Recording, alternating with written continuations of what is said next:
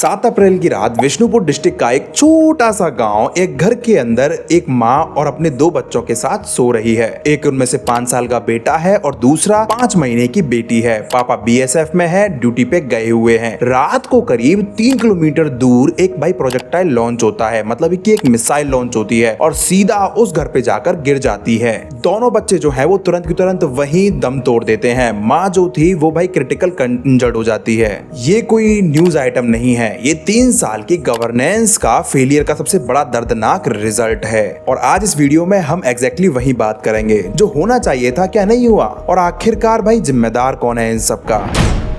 पहले मणिपुर को समझते हैं, क्योंकि बिना जियोग्राफी समझे कॉन्फ्लिक्ट समझ नहीं आएगा। पूरा स्टेट जियोग्राफिकली 2 हिस्सों में डिवाइडेड है। वैली जो सिर्फ भाई 10% एरिया है, वहाँ रहते हैं मिताई लोग जो पॉपुलेशन का 60% है, और उसके आसपास जो पहाड़ हैं वो बाकी 90% एरिया है। वहाँ रहते हैं कुकी जू लोग और नागा ट्राइब्स जो पॉपुलेशन का 40% है। अब इंटरेस्टिंग ट्विस्ट ये है कि भाई जो हिल्स है, जो पहाड़ है, उसकी जमीन ट्राइबली प्रोटेक्टेड है। मिथाई जो लोग हैं वो वहां पे जमीन नहीं खरीद पाएंगे। ठीक है, लॉजिक सिंपल था। ठीक है, वैली में इनका डोमिनेंस ऑलरेडी बहुत ज्यादा है, तो भाई हिल्स को, इनको ट्राइब्स को छोड़ दिया जाए, है ना। ये एग्रीमेंट जो है वो डिकेड्स से चल रहा है, कोई बड़ी प्रॉब्लम नहीं थी तब तक। अप्रैल 2023 मणिपुर हाई कोर्ट का एक ऑर्डर पास करता है और स्टेट गवर्नमेंट से ये कहा जाता है कि मिथाई कम्युनिटी को भी भाई शेड्यूल्ड ट्राइब स्टेटस दे दिया जाए। और ये जो था वो कुकी कम्युनिटी के लिए काफी ज्यादा थ्रेट था। उनका डर भी क्लियर था, अगर मिथाई को एसटी स्टेटस मिला तो भाई हिल्स की जमीन, रिजर्व्ड जॉब्स और डेमोग्राफिक बैलेंस सब कुछ शिफ्ट हो जाएगा। ये उनके लिए सर्वाइव करने का सवाल बन गया। 3 मई 2023 को एक ट्राइबल सोलिडेरिटी मार्च निकाली जाती है, काउंटर रैलीज होती हैं और फिर एक चिंगारी ऐसी भड़की जो 3 साल बाद भी बुझी नहीं है।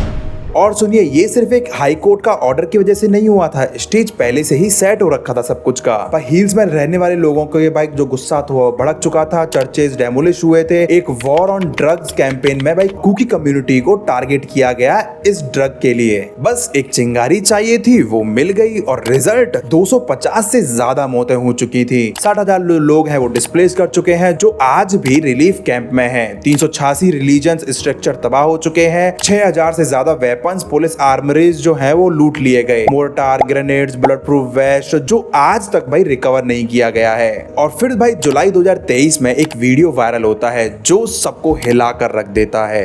2 कुकी महिलाओं को मॉब ने नेकेड करके भाई परेड निकाला। दुनिया भर में इंडिया की बेइज्जती भी हुई। तब, सिर्फ तब पीएम साहब ने पहली बार मणिपुर के लिए कुछ बोला। फरवरी 2025 में बीरेन सिंह रिजाइन कर देते हैं, प्रेसिडेंट रूल लगता है। और फिर फरवरी 2026 आते आते नए सीएम युमनाम खेमचंद सिंह। और ऑनेस्टली भाई ये आदमी जेन्युइनली अलग लग रहा था। उन्होंने कुकी रिलीफ कैंप विजिट किया, पहली बार किसी मिताई बीजेपी लीडर ने ऐसा किया था। 3 साल में पहली बार मिताई और कुकी रिप्रेजेंटेटिव्स के बीच डायरेक्ट डायलॉग मीटिंग हुई। वो एमएलए के घर गए, गांव गए, लोगों से बात की, लगा कि चलो 3 साल बाद कुछ बदलेगा।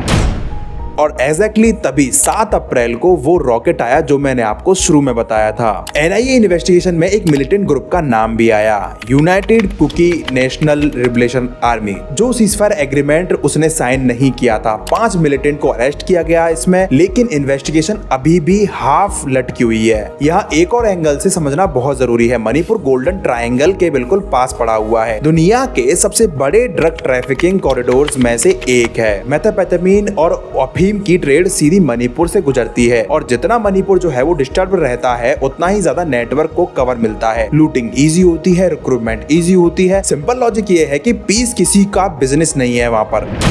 तो इस समय जिम्मेदार कौन है? देखो, एक स्टेट जिसमें सिर्फ भाई 38 लाख लोग रहते हैं, वहाँ 3 साल में जो सिचुएशन है वो कंट्रोल नहीं हो पाई है। और हम दुनिया में अपने आप को भाई विश्व गुरु बोलते हैं। रशिया यूक्रेन में पीस की बात करते हैं, लेकिन भाई अपने ही एक स्टेट में सिविल वॉर जैसी सिचुएशन 3 साल से बन रखी है। मणिपुर जो है वो गवर्नेंस फेलियर का एक टेक्स्ट बुक एग्जाम्पल बन चुका है। और सबसे ट्रेजिक बात तो ये है कि 2 मासूम बच्चे इस फेलियर का सबसे बड़ी कीमत चुका चुके हैं। मणिपुर के लोगों को सिर्फ भाई एक चीज चाहिए, पीस। और वो मांग करना बहुत ज्यादा तो नहीं है ना।